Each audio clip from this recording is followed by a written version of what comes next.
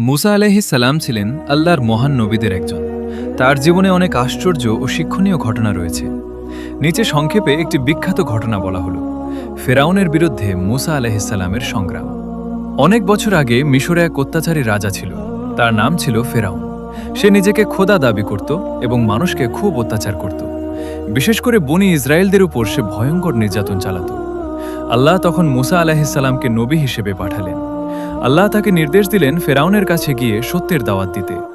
মুসা আলাইহিস সালাম ফেরাউনকে বললেন, তুমি আল্লাহর বান্দাদের উপর অত্যাচার বন্ধ করো এবং এক আল্লাহর ইবাদত করো।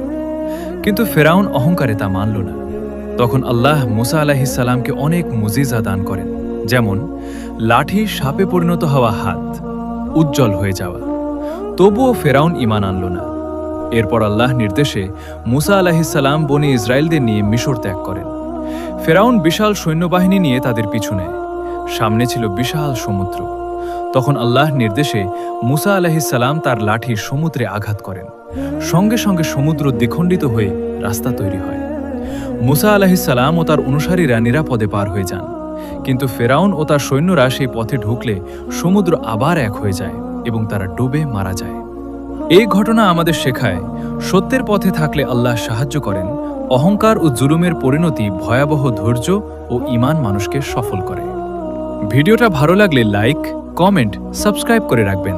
আবার নতুন কোনো ভিডিওতে দেখা হবে। আল্লাহ হাফেজ।